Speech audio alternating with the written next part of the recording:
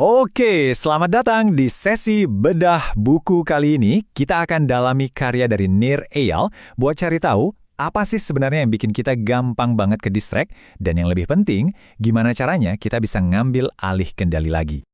Oke, pertama-tama kita bongkar dulu yuk.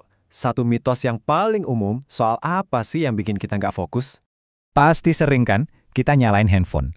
Suara notif yang nggak berhenti-berhenti, getar-getar terus, pokoknya gadget deh biang keroknya. Tapi ternyata, datanya ngomong lain loh. Dan angkanya ini benar-benar bikin kaget. Bayangin ya, studi nemuin kalau 90% dari distraksi kita itu bukan dari luar. Bukan. Justru, sebagian besar gangguan itu kita sendiri yang bikin. Sumbernya dari dalam diri kita. Nah, disinilah kuncinya. Kita harus bisa bedain mana yang namanya tindakan terarah sama distraksi.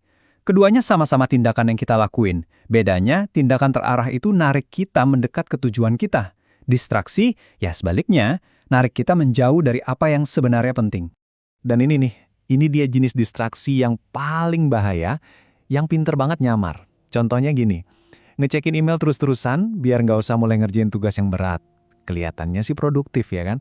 Padahal itu tetap aja distraksi. Oke, jadi kalau cuma 10% distraksi itu datang dari luar, terus yang 90%-nya ini datang dari mana dong? Akar masalahnya itu, kata Nir Eyal, adalah sesuatu yang disebut pemicu internal. Gampangnya gini, ini tuh perasaan-perasaan gak enak yang kita rasain, kayak bosan, kesepian, cemas.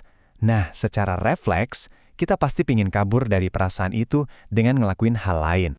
Dan ini adalah inti dari semuanya. Kutipan dari Nir Eyal ini ngena banget. Manajemen waktu itu sebenarnya manajemen rasa sakit. Jadi, semua yang kita lakuin itu pada dasarnya didorong sama keinginan buat lari dari rasa nggak nyaman. Suka nunda-nunda kerjaan, itu bukan berarti kamu pemalas, bukan cacat karakter. Itu masalah ngatur emosi. Oke, pertanyaannya sekarang, gimana dong cara kita ngelola rasa sakit ini biar bisa pegang kendali lagi? Nah, Eyal nawarin sebuah model yang simple banget. Ada 4 langkah buat jadi tak tergoyahkan. Ini dia nih, roadmap-nya. Pertama, beresin dulu urusan di dalam diri kita. Kuasai pemicu internal. Baru setelah itu, kita atur dunia luar kita biar mendukung apa yang mau kita capai. Urutannya gitu, dari dalam ke luar. Oke, teori-teori tadi keren, tapi sekarang kita praktek ya. Kita bakal bahas 2 teknik praktis yang bisa langsung kalian coba hari ini juga. Oke, alat pertama. Ini buat jinakin para pemicu internal tadi. Namanya simple banget, aturan 10 menit. Intinya gini, daripada bilang, nggak boleh, yang malah bikin keinginan itu makin kuat, kita cuma bilang, nanti ya, 10 menit lagi. Cuma dengan nunda gratifikasi sesaat kayak gini, kita sebenarnya lagi ngelatih otot kendali diri kita.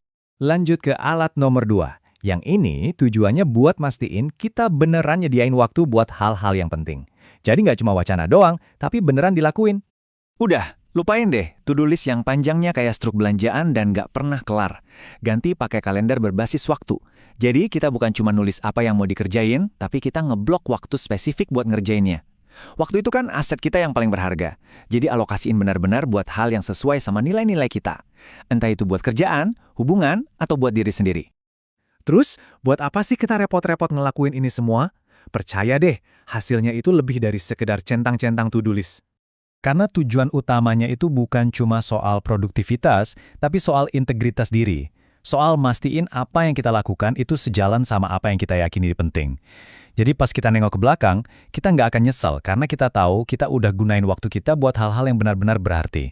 Bisa fokus dan nggak tergoyahkan di zaman sekarang itu udah kayak punya superpower. Serius, kalau kamu bisa ngendalin perhatianmu sendiri, kamu bisa ngeraih tujuan jangka panjang apapun.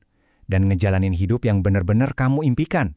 Jadi kekuatannya itu bukan ada di handphone kita, tapi di pilihan-pilihan yang kita buat setiap saat.